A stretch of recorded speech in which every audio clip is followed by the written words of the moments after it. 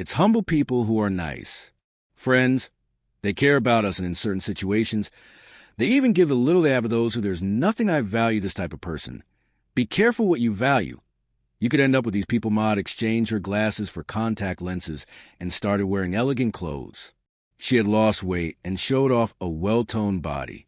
Her satin-smooth skin was well cared for. Her eyes, previously large and disproportionate, were perfectly framed by her elegant haircut. Maria Helena had transformed into a beautiful woman. Aloy left the airport happy. She thought she would have to stay with her boss all day, but she was free. She took the car and went straight home. When she arrived, she didn't find Rubinho. She looked around and smiled happily. The bed was made.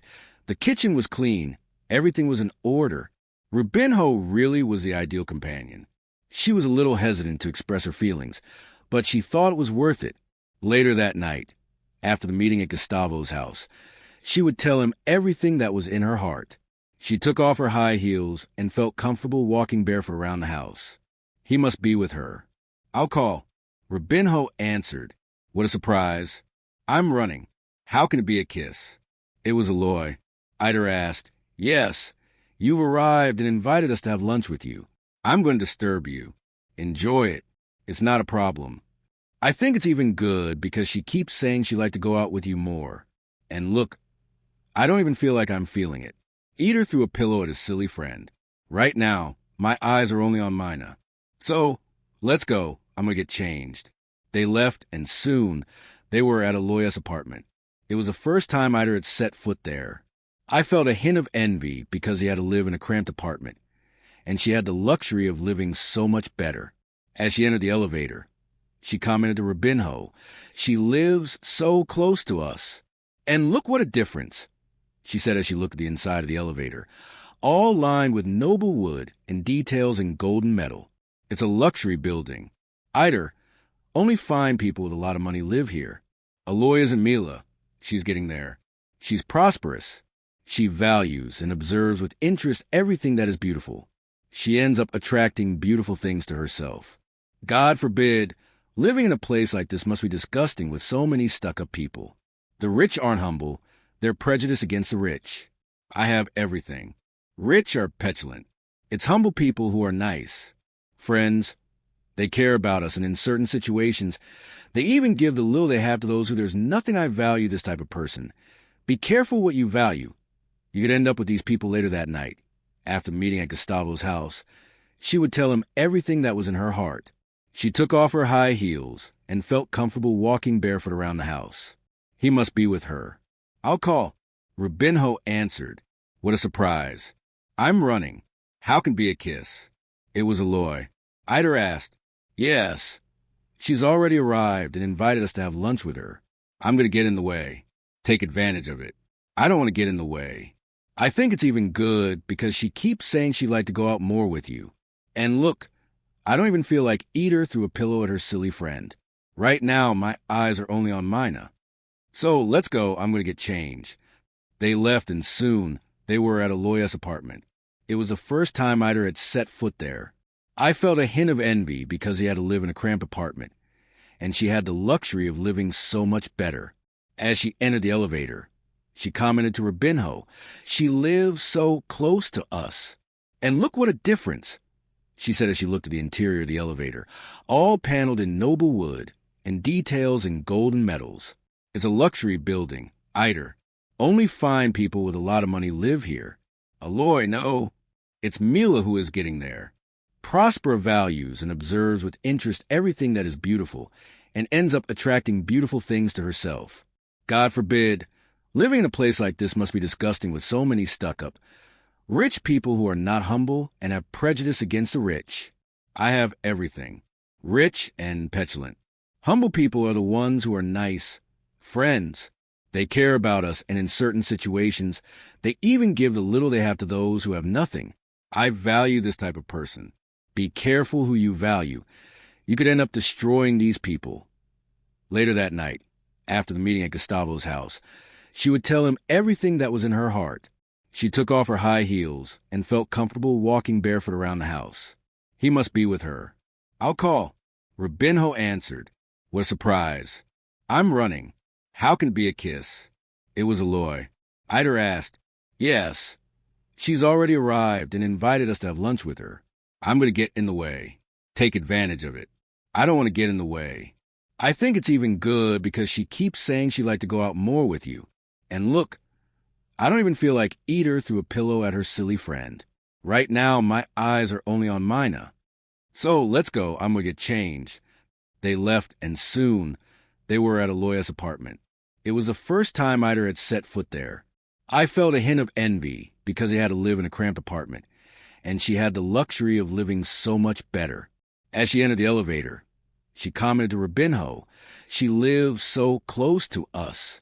And look what a difference, she said as she looked at the interior of the elevator, all paneled in noble wood and details in golden metals. It's a luxury building, Eider. Only fine people with a lot of money live here. Aloy, no, it's Mila who is getting there. Prospera values and observes with interest everything that is beautiful, and ends up attracting beautiful things to herself. God forbid. Living in a place like this must be disgusting with so many stuck-up, rich people who are not humble and have prejudice against the rich. I have everything. Rich and petulant. Humble people are the ones who are nice, friends. They care about us, and in certain situations, they even give the little they have to those who have nothing. I value this type of person. Be careful who you value. You could end up destroying these people. Humble people are the ones who are nice friends. They care about us, and in certain situations, they even give the little they have to those who have nothing. I value this type of person. Be careful with who you value. You can end up with these people. Humble people are the ones who are nice friends. They care about us, and in certain situations, they even give the little they have to those who have nothing. I value this type of person. Be careful with who you value.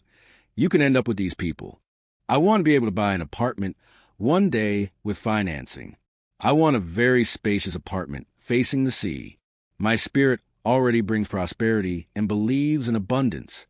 In abundance, money doesn't grow on trees. I make it grow. Rubinho said, laughing. The doorbell rang. Aloy had just gotten out of the shower. She was wearing a very casual knitwear outfit, and her hair tied in a ponytail, giving her a seductive and youthful air. Rubinho came in and kissed her on the lips. I miss you so much. Our boss, huh? How are you? Aloy, well, Heitor, and you? I'm getting along. You know, I've always wanted to get to know you better, but it's so difficult to talk at work. My job requires me to be locked up for a long time with Drought Brandeo. I barely leave my office when I'm doing it, either in his office or in the bathroom. Rubinho intervened. This cat of mine drinks a lot of liquids. That's why she has baby skin. She has a very pretty face. Aloy agreed. Hector, thank you. I take care of myself. It's good. What did you think of Maria? Helena asked Rubinho with interest. Aloy smiled broadly. You can't imagine. The woman is very polite, with a very fine, sweet voice. I don't know anything about women, perhaps, but I love Maria. Helena must be a stuck-up idiot, a colonel in a skirt. That's what she is, replied Eder. How can you judge her if you barely know her? Aloy is right. Heitor, why the tantrum? I don't know, but you know how it is. A rich girl from Laranjeras studied abroad. She must be boring and ugly. Aloy laughed maliciously. You're wrong. Maria Helena didn't seem boring to me, and she was beautiful. So you lied, intervened Rubinho. You told me you remembered her as a poorly dressed, sloppy woman with a big mouth and big eyes, everything out of proportion. I didn't lie. She was just like that. I think there's a photo in the room. It was an end-of-year reception at the office. I think about 2 years ago, shortly before Maria Helena left for the United States. I'm going to look for that woman. It'll give me a headache. Why do you say that? Heitor, I think the opposite. She's young like us. She must be open-minded. I feel we have a lot to gain from this girl. When Aloy talks about her, I feel something positive. I feel nothing. I must have some defect. Why don't I feel it now? I don't perceive it. I don't capture any energy. That's why I think they're absurd. The things you tell me are just to pay more attention to your sixth sense. You need to think less and stop to feel this talk. My sixth sense must be turned off. Or how do you say it in this incarnation? It came with a defect. That's how you say it, incarnaceo. Rubino replied, laughing. But you don't need to separate the syllables. You'll still be interested in the invisible world. I live in this world here. I don't want to know about the spirit world. That's nonsense. A story to scare children at bedtime. Why would I be interested in a world whose existence I don't believe in? You're wrong. This world here is just passing through. The spirit world is our true home. Eder made a brusque gesture with his hands. Nonsense and more nonsense. Aloy arrived with a photo in her hand. Look, it's on my left side, he pointed. Rubinho looked with interest. Aesthetically, it has no appeal. It's clumsy, right? He began. Photo for Ator. He shrugged. It's the general style. He didn't say. I want to see what you're going to say to me when you meet her at the office. Aloy, she turned into Cinderella. She's very different. Ida doesn't wear glasses anymore. Her hair is in a modern cut. She looks like someone else. She's not being nice just because they're going to work together. No way. You'll see. She's really beautiful. Wait, tomorrow morning. I'll take the reports to Percival just to get closer. Rubinho declared, You can forget about it, dear. Tomorrow the meeting will be in her office. I didn't say she must be full of shit. Don't touch me, none of that. Ator, wait. After you meet her, you'll tell me otherwise. How are you sure about that? Intuition. Aloy is a bit of a witch. Rubinho declared. The three burst out laughing. Eloisa continued. How are you? Myrna. Eder swallowed his laughter and gave his friend Rubens a disapproving look. There are no secrets between us. I only told Aloy that you exchanged a few words at the office the other day. I haven't even told him that you went out to dinner. Eder pinched his friend and had to talk about it. That's a man's business. Now Aloy sat next to Eder. Appearances can be deceiving. See, it's not that I don't like Myrna. After all, I don't even know her. I think she's cute, and she exudes confidence, even if you don't believe it. This girl is disturbed. Well, how do you know that? You're wrong, Kantz. Aloy, you won't be judging the poor girl. Sometimes in the office, I feel like she's surrounded by dark shadows and dense energies. She jumped up. That's good. How can you know? The only energy that surrounds us is electric. Don't believe that we are influenced by the energies emitted by both ourselves and those who have passed away. Would you like to laugh with us? See you at Uncle Gustavo's house. There will be a meeting today. Thank you, Aloy, but I have more things to do. I think you're cool. You suit Rubinho, but I don't believe in anything connected to spirituality. You're the one who knows. Let's have lunch. Rubinho asked, closing the subject. Good idea, answered Aloy. Eder said goodbye as he spoke. Enjoy the day. I want to stay alone. I'm going to take a walk and then rest. We'll go out together another day. He said goodbye and left. Aloy closed the door and sat next to Rubinho. I like Eder, but he is very angry and has a self-destructive energy that left me until 11. I also sometimes get like that, but it seems that I got used to his presence. Eder is stubborn, but he is a good person deep down. He has a good heart. He thinks he is in love with mine. At first, I thought it was pure competition. What do you mean? What do you know? You didn't tell me? She asked maliciously. Percival has always shown sympathy for her. This is nothing new in the office. Because for me, Percival has never had anyone at the get-together parties. He is always alone. He was interested in her, but you know how it is. He has a position of trust and responsibility. He is very correct. A man who does not mix things up. Ador realized this, and at first, I think he even hit on mine to provoke her. Percival thinks he is with her, using it toying with her feelings at first. I thought she was needy, but she doesn't relate well to people. I believe she likes Myrna. Well, everyone knows what's best for them. I'll wait and see how things are at the office with Maria Helena's presence. When everything returns to normal, I'll try to get closer to Myrna. That's a good idea. Nobody talks to her in the office. That's her energy. Even those who don't study the energetic world instinctively repel her. Rubinho was apprehensive. Aloy asked, What's that face? She was fine until a little while ago. What's wrong? I asked. I'm worried. You said you wanted to talk later tonight. I wouldn't like to get ahead of myself. Aloy burst out laughing. Hey, don't trust life. I trust it, but sometimes I feel vulnerable. What can I do? But you're afraid of what I have to tell you. Sometimes I get scared of you. I love you, you know that. Oh, love you, you know very well. Aloy, that I'm in love. That's the subject I want to talk about. Rubinho stood up, worried, went to the window, took a breath, and stared at the sea, his back to Aloy. You can talk. I think it's good you're in love because I am too. At first I thought it was a fleeting relationship, but soon after I realized there was a lot to share. We are kindred spirits. I realize over time that you are a companion, a friend, a good lover, and perfect in everything for me. Made just right. Rubinho finished laughing. He remained with his back to me, leaning on the window. She continued, I've had other relationships, but this is the first time I've truly loved someone. I'd like to know if you want to live here with me. Rubinho held his breath for a moment. He could hardly believe what he heard. He slowly turned to Aloy. You are proposing that we live together. Yes. This apartment is big enough for us to start a life together. But all of a sudden you want to move in as soon as possible. I don't want to be away from you for a minute. Rubinho was speechless.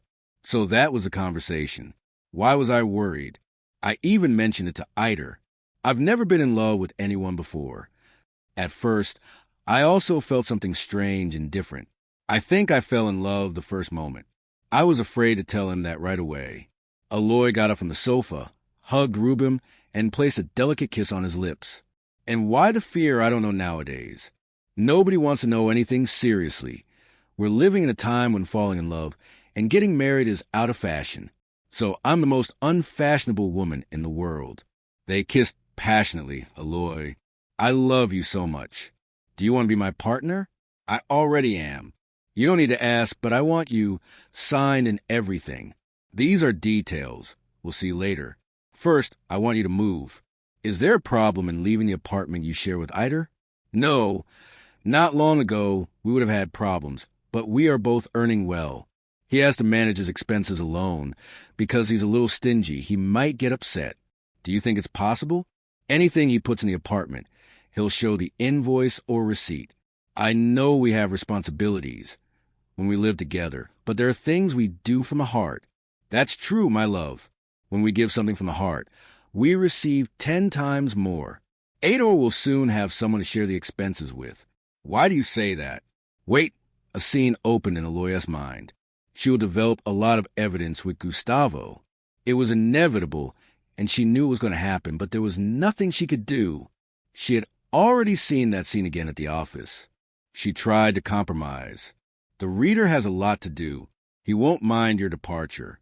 We're friends. We've shared the same roof for a few years. He'll understand the situation. Even more so now that he's head over heels for Myrna. So, let's worry about ourselves. For now, I'll give you a month to move. What do you think of that long? Oh, I don't want to come here as soon as possible. I hope so. They kissed again. It was with pleasure that the couple arrived at Gustavo's house later that evening. He was at the door welcoming the guests. I'm glad you came, and I realize you really love each other, he said, after kissing Aloy and hugging Rubinho. They both looked astonished. How do you know? She asked, visibly surprised. No. Forget that I have an ease in capturing thoughts, and your auras are very illuminated. They seem like one. Such harmony. Please come in. They both entered and settled into the comfortable room. They arrived a few minutes before the meeting began and remained silent. A.G. giving the others Gustavo was a very well-preserved man in his 40s. He had a slender body and an expressive face. His almond-shaped eyes harmonized with his naturally wavy black hair. He had elegant gestures. After everyone had settled into comfortable armchairs, a brief prayer was said, and the evening's work began. Aloy's uncle lived in a beautiful mansion in Gavia. When asked about his religion, he said he was an independent spiritualist. Little by little, he created a circle of friends who wanted to study the laws of life, spirituality, and the world of energies. He had created a solid and assiduous group. They met every Tuesday sharply at 8 p.m., and once a month, they met on Sundays for extra work, in which there were sometimes manifestations of the spirits.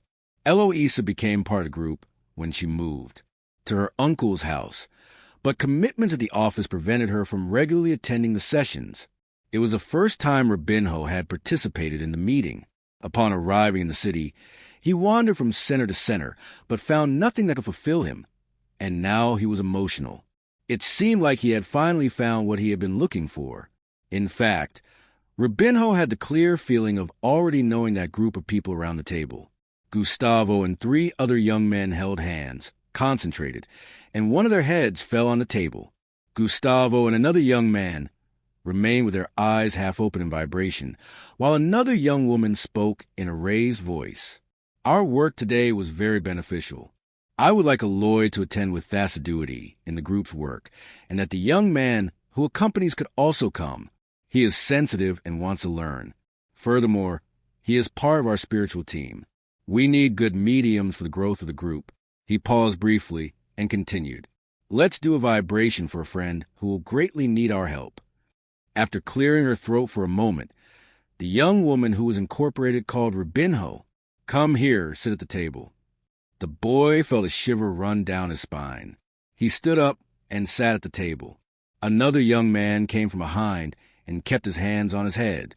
The medium who was speaking continued. Concentrate on your friend Ator. Rubinho turned pale because they were going to talk about Ator. The spirit continued. No questions.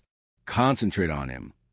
Imagine that he is sitting there in front of you, happy and smiling. Yes, you can do this. Then close your eyes. The others visualize a violet light. Imagine that violet rays come out of their heads and reach Rubinho's chest. The others seated adjusted their chairs and did what was asked. In a moment, Rubinho was surrounded by a strong illuminated current. The medium continued. Let's ask our friends from the astral who can provide assistance to Ator, who needs it so much. Let's pray for him to awaken to his inner change. Let's pray for him to believe more in himself. After a few minutes, the medium thanked her, and once again her head dropped. Gustavo and the others said a short prayer and ended the work. They turned on the lights and distributed a small cup of water fluidified by the spirits. Rub opened his eyes. Gustavo still felt a slight numbness. Gustavo approached. Yes, you feel fine, a little dizzy, but I'm fine. The vibration was very strong. Your friend suffers from a strong spiritual disturbance and needs help. I confess that I've noticed some strange waves around him, but I didn't think it was so serious. That's not the case. Ator needs help to awaken to the truths of life. At the right time, he will have to accept spirituality. We can't force him to accept anything, but we can vibrate, and that's not what we'll stop doing.